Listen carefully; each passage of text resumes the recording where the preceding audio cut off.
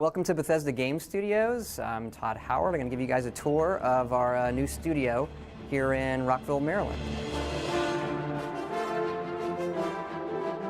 This is our lounge. Watch TV, play games, drinks, coffee over here. We also have a whole bunch of the games, obviously, we've done over the years at Bethesda Game Studios, all the way back to Gridiron way down here, which was '86, the Gretzky series, all the Terminator games, of course. The Elder Scrolls kind of dominates this, and then Fallout 3, the latest stuff. This is kind of fun for the whole team, even newer people to come in and see these old boxes. As far as the stuff we did, 20 plus years ago. This is cool. This is a prop this guy made. He was on the internet and he made one and posted it, and we contacted him and said, you got to make one of those for us. So this is the laser rifle from Fallout 3, and it's absolutely perfect.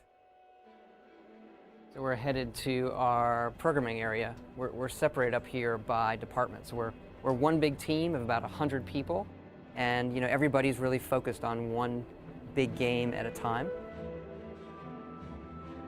Did you talk to a programmer today? So this is an old compact Presario that we use to still play our old games like Arena here. So once in a while you'll find somebody sitting here playing through Arena. So we're still in the tech area. This is one of the places where we'll do a lot of our design. Literally stand around here and figure out a problem. We like to stand and do it. Keeps the meeting short, keeps us productive. It's very visual for the whole group who's implementing features to see. They'll write questions on the board, and someone like me will come by and answer them, or somebody else. And we can, prototype a feature, get it in the game really fast, change it up on the whiteboard, because ultimately the documentation doesn't matter. It's what's in the game that matters. This is a bunch of our level designers putting together areas for the game, and you'll see them working in our tool, the creation kit. It's a good working space in that everybody has their own private space they can use, and lots of it, but it's also very, very open. We've been in this building for 20 years. We used to be in the basement, which you'll see later. That's where the dev team was. And now we've grown big enough that now we've taken over the whole second floor. Really, really cool space to make games in. So now we're in the world art area, and this is something cool we have, which is a big dry erase sticker of the game map, and we use this to track where various locations are, where we are in production with it. We'll assign areas to people, and really, really big game world, and this is a cool visual way for us to keep track of it. You can see some of the latest concept art up here. This is how specific we are. We have to detail even the meat of all of the animals for when you loot them. So here we have Mark Lampert, our audio director genius, and our sound studio. We have our own recording booth. We do it all here. So this is our screening room. This is where we'll have department meetings, and really, really cool place to take a look at the game. We'll look at new games that come out and kind of break them down, see what people like about them, have a group discussion on what works in the other games that are out there. We're going to head into the concept art pit. Nice big space where we can have lots of meetings and discuss what the game's going to look like and how it's going to feel, and see what crazy ideas Ray has come up with this week. So over here we have Matt Kilman, our video producer extraordinaire. People kept bothering him, so I had to make this sign. And he does all our trailer work, all the videos, the actual video stuff that's really edited nice in the game. We're now down in the basement of the building, where we used to be. We now have a big fitness center down here, which is it's pretty amazing for a company our size. And some of the guys do karate and kickboxing at lunch to train. Actually, I refer to it as the interview process, so I always like to imagine one of these guys is applying for a job, and fighting is part of it. You must win your position. The one guy who's really, really good, he's our lead combat animator. And he fights for real. He fights in bouts people go and watch. I watch my arguments with him. So these were used for some marketing things for Fallout 3. And I believe our marketing group got them from this Hollywood prop studio. And they said, well, they've been used before. And then I was watching Indiana Jones and the Crystal Skull, which I don't plan on watching again. But this is in the movie where they blow the town up. I watched the movie and I said, that's our Fallout lady. So now I have an Indiana Jones actual prop. This is our big theater. This is where we'll have team meetings. So this theater seats the entire team, about 150 people. I bought that Gauntlet 2 machine, I think back in '95, and it's still there. So for about 15 years at Bethesda, we've had our own chef. It's probably like the coolest part of our company, and it's grown. So this is our kitchen. We have our own chef. He cooks us lunch every day. He'll cook us dinners or breakfast during crunch time. Say hi to Kenny McDonald. He's the most popular guy in Bethesda history, right there. He feeds us and keeps us happy. So that's our tour of Bethesda Game Studios. Hope you all liked the quick look at how we spend our day. Thanks.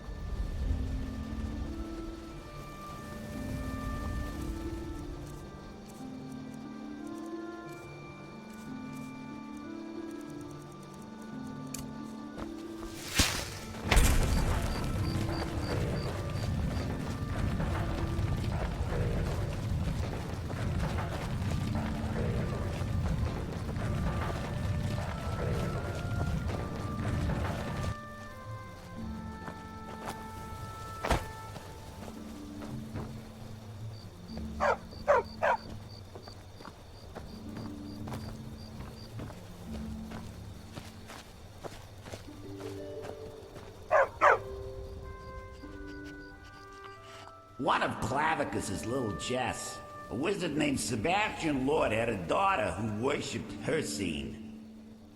When the daughter became a werewolf, it drove Sebastian over the edge. He couldn't stand to see his little girl take on such a bestial form.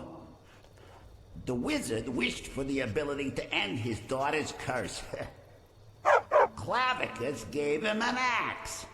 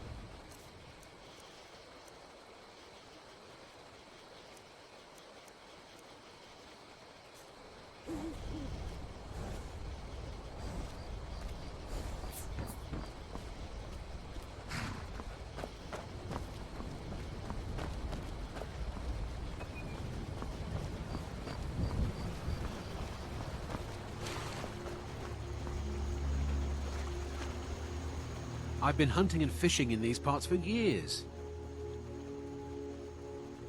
Take a look.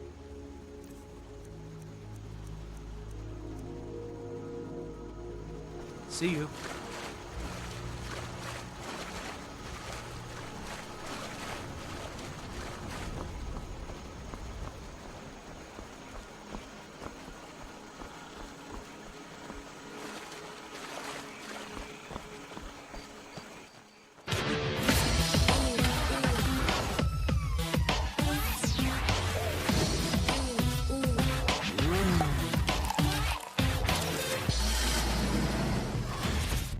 I'm Dallas Austin. I'm Kim Kardashian.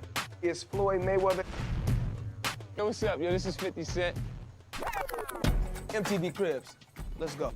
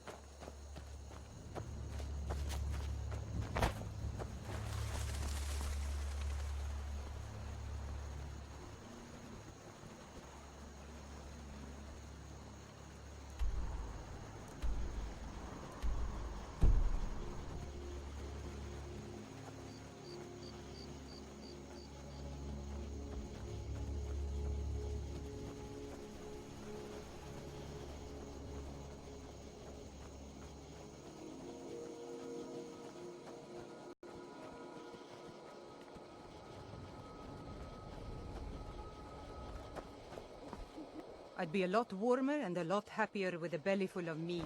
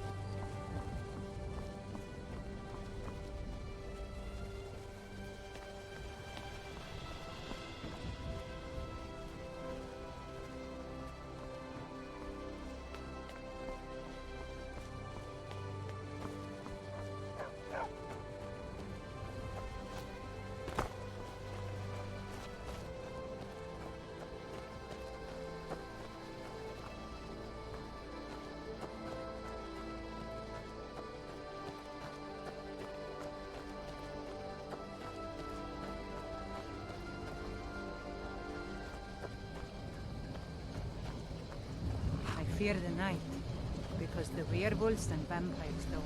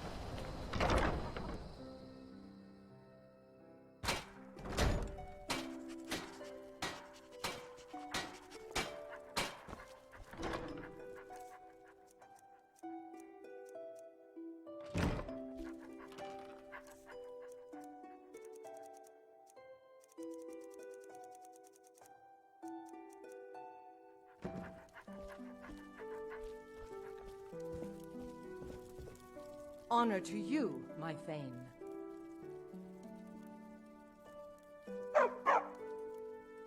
I wish I could be there with you. Stay sharp out there.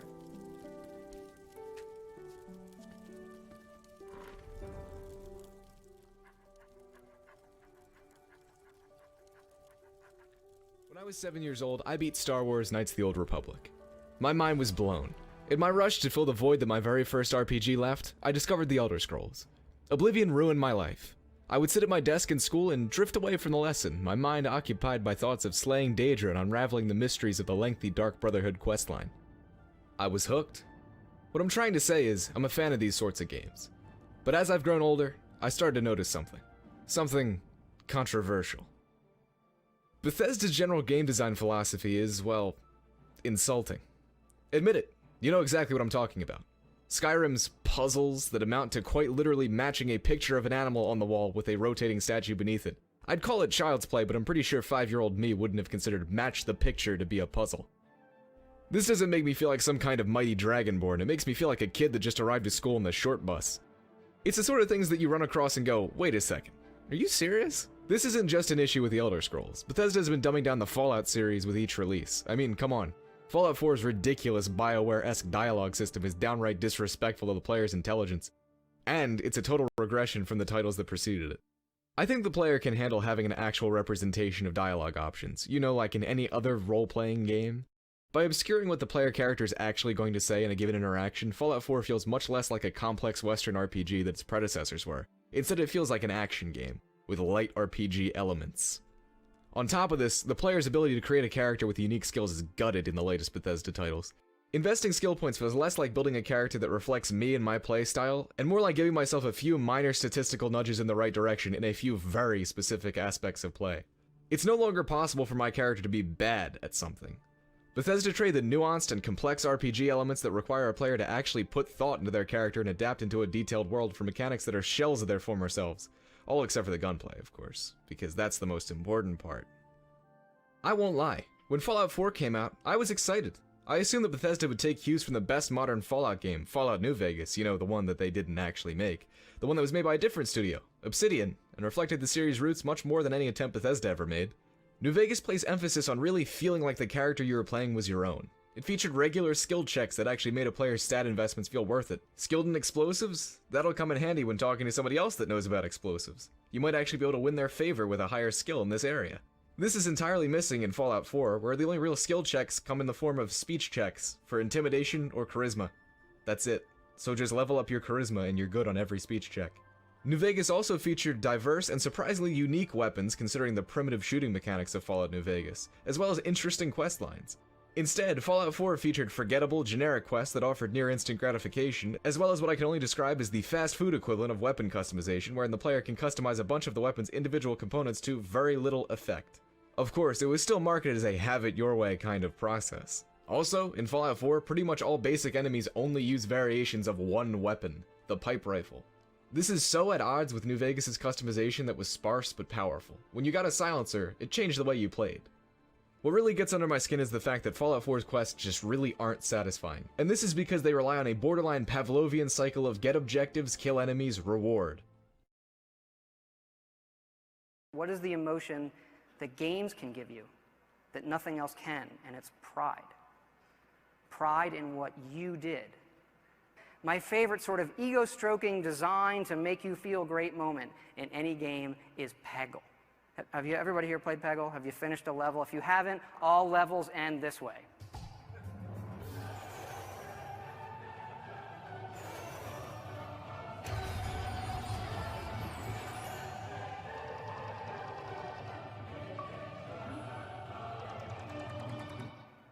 I'm pretty great. I think I'll play another level.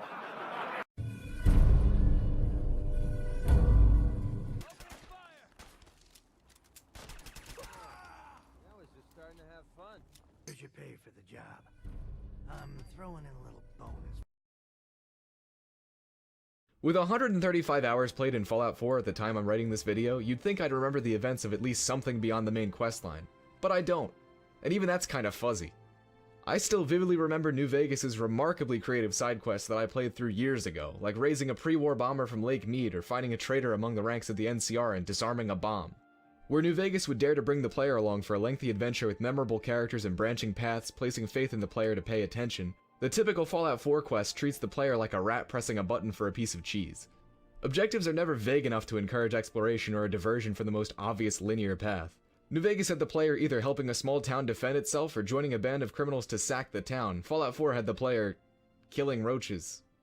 Yeah. New Vegas gave the player choices in accomplishing their goals that had consequences. If the player fails to defuse that bomb I talked about earlier, this happens. And that monorail is out of commission for the rest of the game. Fallout 4 instead has very little in the way of branching side quests at all. There's very little room for the player's character to actually shine through. Speaking of choice, Fallout 4 really doesn't let the player choose what type of character they like to play. In this game, your choices of main character are father and ex-soldier, mother and law school graduate. That's it. Part of the fun of RPGs has always been the ability to invent a backstory for your character. The last thing that a competent RPG player wants is to have a backstory forcibly shoved down their throat every 35 seconds. New Vegas executed on this perfectly in how the player character awakes with amnesia, their only backstory being the fact that they were once a courier and that maybe you should hunt down the people that shot you. You know, if you want, you don't have to.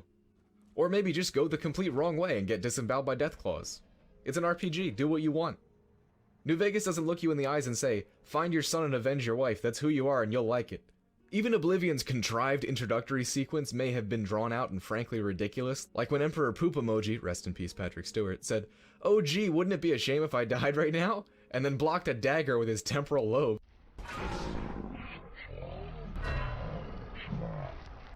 I'd still consider it superior to Fallout 4's, on the grounds that the player is still in control of their own destiny by the end of it. The way Fallout 4 lays it on so thick with the whole "you're a family guy" bit is just so condescending. It's like I could actually see Todd Howard talking to his team about how players just wouldn't get it, unless they were actually told what they had to fight for instead of being shown it. I mean, isn't that the rule number 1 of creative writing? At the beginning of Fallout 4, we've known this woman for maybe 15 minutes, so when this happened, I can't say I was too upset, but the player character reacted entirely different to how I felt. That's the glaring problem with a fully voiced protagonist like in Fallout 4. It's not really a step up in production value. When players could once fill in the blanks with how they felt and project their emotions onto an empty vessel that was the player character, now players are constantly told how they should feel based upon the performance of the protagonist's voice actor. This freak out right here doesn't really make me feel anything. It just takes me out of the experience. So much for being an immersive role-playing game, right? Maybe I wanted to play a raving psychopath that just punched everything to death that he saw, but now I have to care about kids. But the condescension runs even deeper. It's in the gameplay too. Think about this. How did you feel when Fallout 4 gave you power armor within the first 40 minutes of the game? Did you feel like you really earned the ability to have a game-breaking piece of kit that made you into an unstoppable killing machine? Was it particularly fun? No, I doubt it was. Extremely powerful items and mechanics are most fun when you earn them, and instead of saving power armor as a late game reward for a memorable quest, they just give it to you, just outside of the starting area. Look, when I was gathering footage for this video, I'd already reached the power armor within about half an hour of starting the game. That's with me taking time to gather footage in between. And when I say that power armor makes you into an unstoppable killing machine, I'm not kidding. Against enemies like raiders, I didn't even need to use a gun. It's totally broken. The proverbial cherry on top of this botched mechanics introduction is what developers clearly intended to be a tense moment to show off the suit's abilities against a Deathclaw, one of the most well-known and powerful enemies in the entire Fallout franchise. Remember what they did to me around the same time in New Vegas?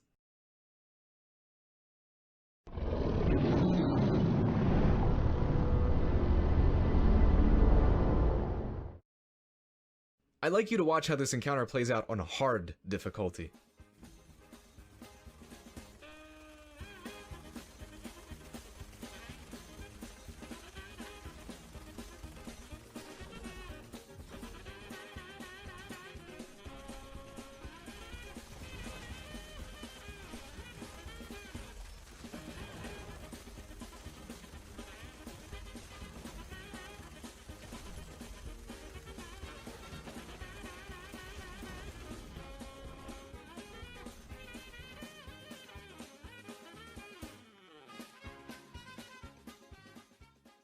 If holding S and left mouse button in order to kill one of the deadliest creatures in this universe doesn't tell you that maybe power armor is just a little bit overpowered, I don't know what will.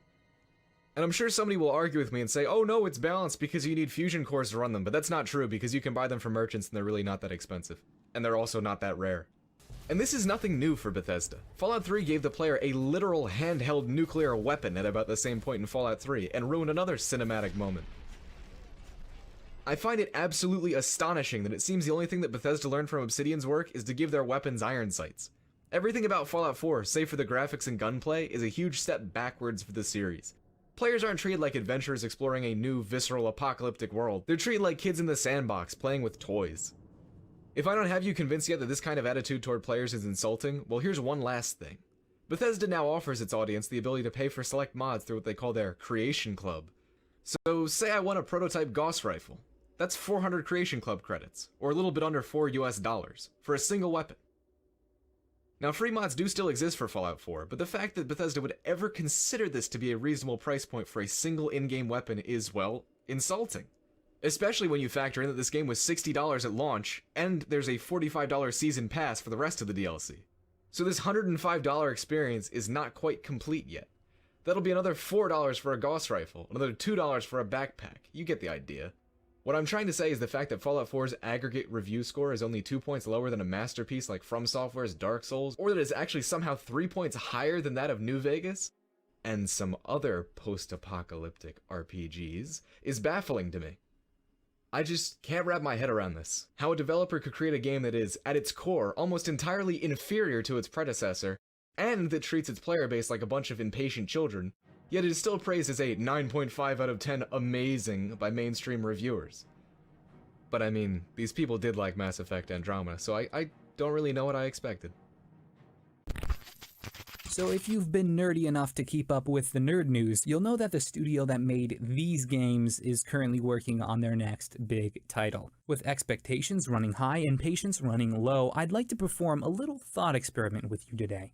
Call it boredom or call it restlessness after not having posted a video in well over a month. Either way. Bethesda Game Studios has teased their next project as, quote, big and crazy, and of course, we're all hoping that this secret project of theirs will be a great and genre-defining role-playing game, but what if? What if they didn't care so much about that? I'm not saying they don't, but what if they focused on all the wrong things, and we were left with an open world that was mediocre, average, ordinary, humdrum? What would this game look like? By asking ourselves this question, hopefully we'll come out the other side with a deeper understanding of Bethesda Game Studios as a developer, where they're currently going, where they've been, and what they should be looking out for moving forward. Here are just 6 ways you could virtually guarantee that Bethesda's next open world is a mediocre one. Number 1. Develop for hype. When it comes time to market your open world game, you want to generate headlines like these. News stories that tout how many lines of dialogue you recorded or how much bigger your world map is than in your previous titles. This is because when an open world game gets announced, the conversation inevitably turns to asking that same age-old question: how big is it? It seems that these days, the bigger your game world is, the more hype it will generate in the game's media. If your goal is maximum exposure, this modern obsession with quantity will work in your favor. Don't be afraid to overinflate your game. You can do this in many different ways, but the quickest way is with random generated content. This mechanic has gone by many names over the years, but here at Bethesda Game Studios, we call it the Radiant Quest system. In Skyrim, it took the form of clearing endless bandit camps, and in Fallout 4, it meant rescuing endless settlements. Keep this mechanic around, and by all means, look for more ways to augment it or expand it into the future. As a matter of fact, you could say that endless player busy work is the goal. That's because all anyone seems to talk about in the online forums these days is their hours played rather than hours enjoyed. Number 2.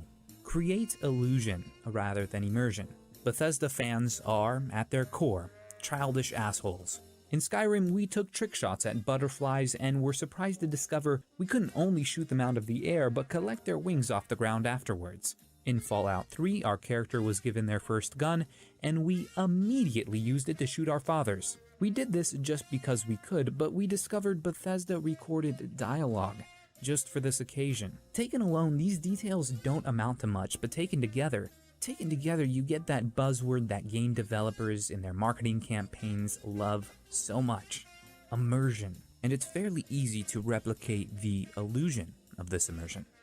If you're partial to metaphors, then think about it like this. Imagine your open world game as a ball pit. each ball representing one of these small details you included in your game that encourages players to jump in, explore, and be mischievous. Now, if you start taking some of the balls away, you still have a ball pit. So let's say you put as few balls in the ball pit as possible. Truth be told, some of the kids won't notice the difference because, to the casual observer, it still looks and smells like a ball pit.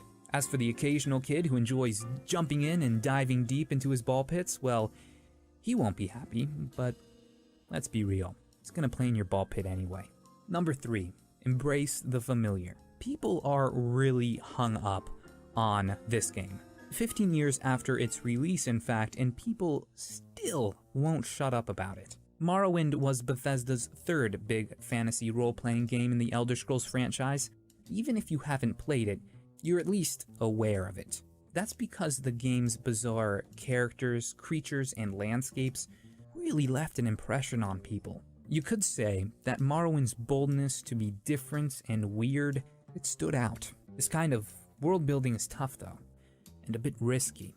When you have an unfamiliar setting, you have to spend additional time and resources explaining creatively why this world exists in the state that it does. A bizarre and nuanced world has to be constantly justified to the player through insightful dialogue and a rich backstory and lore. You know what's a lot less complicated than that and a lot safer? Sticking with what people know, sticking with the familiar. For example, if you're creating a fantasy game, make it look and feel as Tolkien-esque as possible. You might have to spend additional time explaining what a silt strider is to someone, but you don't need to waste time explaining, say, a goblin. And this principle works for other settings too. If you're developing a game set in the post-apocalypse, rehash old ideas and don't try anything too daring. Make your bad guys clearly bad, and your good guys clearly good. If you catch yourself dreaming up concepts that are wacky or odd, pull back and implement more tame ideas in the final product. Number 4. Treat everything as a technology problem, even when it isn't. It's no secret that Bethesda's games sometimes fall under scrutiny for their dialogue. The kind of dialogue that makes some characters feel robotic. Instead of placing additional emphasis on writing and narrative, use technology to patch this problem. If Oblivion taught us anything, it's that people like wheels. Take the tech-first approach to solve every problem. This will not only keep your team on the USS Bethesda busy, but it'll ensure no real progress in this area is actually made. Number 5.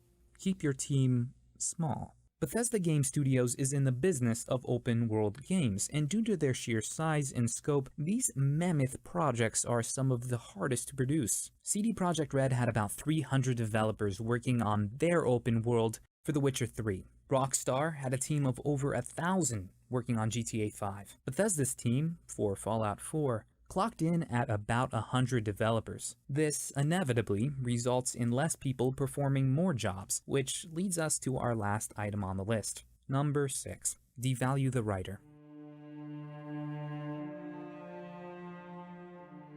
When you ask someone about their favorite moments in a Bethesda role-playing game, 9 times out of 10, they'll tell you about a moment made possible by good storytelling. Whether it's a particularly good narrative they stumbled across by accident, or maybe a fiction they constructed entirely in their imaginations within the framework of a well-written universe. This goes all the way back to the origins of role-playing games themselves, where the best dungeon masters among us were the best storytellers. The Witcher 3 won most of the critical acclaim the year Fallout 4 was released, and whether you personally agree with that judgment or not is irrelevant.